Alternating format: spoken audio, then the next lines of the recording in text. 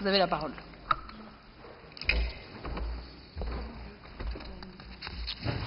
Madame la Présidente, chers collègues, Monsieur le Ministre, depuis plusieurs jours, les agents des finances et leurs organisations représentatives, en front commun, expriment leur mécontentement à l'égard de la manière dont s'opère le basculement dans la nouvelle structure du service public fédéral Finances. Vous vous en souviendrez, je vous avais déjà interpellé à ce sujet, à cette tribune, il y a 2 semaines, et j'attirais votre attention sur les dangers que pouvait représenter le mécontentement grandissant des agents des finances. Eh bien, ce danger s'est concrétisé par un mouvement d'action en Wallonie, à Bruxelles et en Flandre.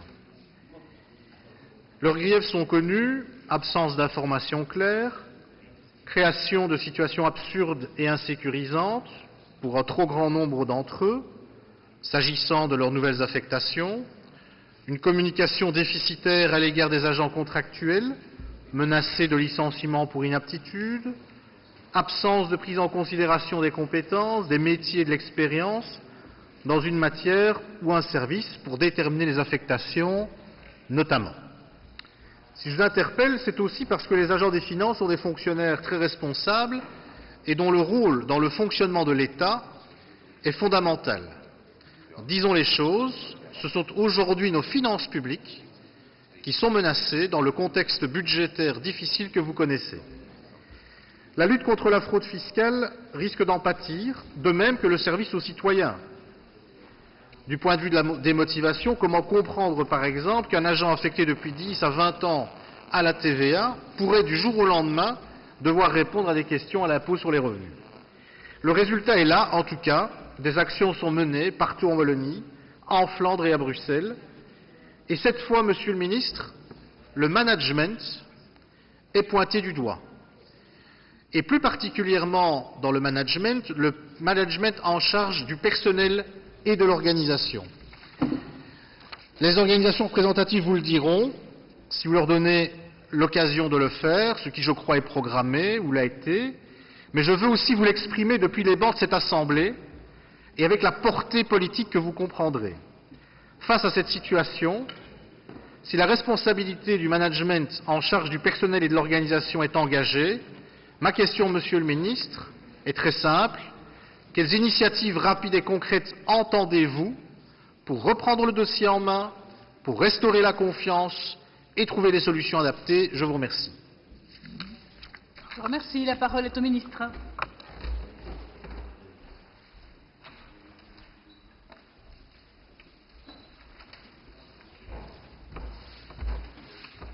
Madame la Présidente, Monsieur Lawesh, il est clair que nous avons cherché l'équilibre entre la volonté des syndicats de travailler par postulation générale qui laissait le choix complètement libre à l'agent et les glissements automatiques sur base des compétences des agents, notre proposition initiale.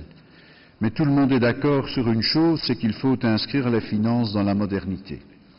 Que l'exercice est complexe, c'est un fait que personne ne conteste. Essayons de le mener à bien de manière optimale, tant pour les agents du département que pour les contribuables et l'État. De multiples actions de communication ont été entreprises. Je vous rappelle que nous organisons dans toutes les grandes villes du pays des séances d'information d'1h30 au sujet du basculement 3. Plus de 10 000 personnes y sont inscrites. Au total, 214 séances sont organisées en novembre et décembre 2013. Les collaborateurs ont la possibilité de poser au préalable des questions par mail afin de les voir traitées lors de la séance ou de les poser lors de la séance même. Les contacts avec les syndicats se multiplient. Hier, le 4 décembre, s'est tenu un comité de suivi entre le management et les différentes organisations syndicales dans un climat d'ouverture et de confiance. Un autre comité de suivi se tiendra le 17 décembre. Ce comité suit de très près l'opération et ses conséquences. Le but est de gérer au mieux, avec souplesse et pragmatisme, les répercussions possibles. J'ai moi-même rencontré ce matin une délégation régionale des syndicats, à leur initiative. Je voulais les entendre en direct. J'aurai un nouveau contact au niveau national cette fois, le 23 décembre. Par ailleurs, des contacts bilatéraux entre le président et chaque syndicat auront lieu dans les jours qui suivent. Nous avons donné la possibilité aux collaborateurs de l'AG Fiscalité de choisir, outre leur résidence, leur pilier, particuliers, PME, grandes entreprises. Ils pourront donc bel et bien choisir leur résidence et leur pilier.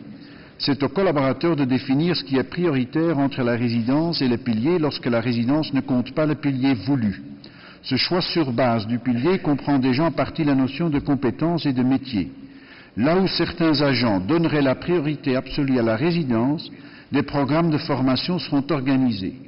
De plus, nous pouvons aussi compter sur le sens des responsabilités de nos collaborateurs.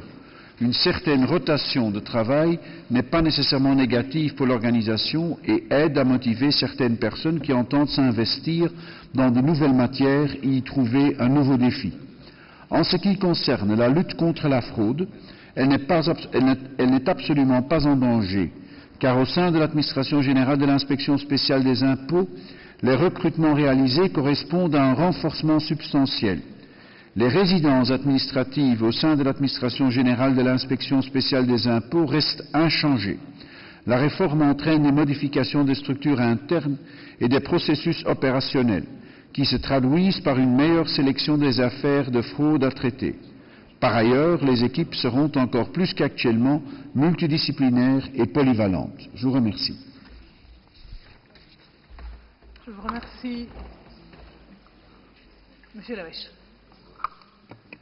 Merci, Madame la Présidente. Je remercie Monsieur le Ministre des Finances pour la réponse qu'il a pu apporter à ma question. Je voudrais d'abord commencer sur un point de nuance. On peut se réjouir que l'inspection spéciale des impôts soit renforcée. L'inspection spéciale des impôts, c'est évidemment quelque chose d'important, mais l'inspection spéciale des impôts s'occupe des grands dossiers de fraude fiscale. À côté de ce travail important, il y a le travail de vérification, de contrôle des autres services de l'administration fiscale qui, eux, sont tout à fait concernés par les problèmes de démotivation et d'insécurisation liés au basculement. Donc je souhaiterais quand même qu'on puisse ne pas confondre les deux aspects.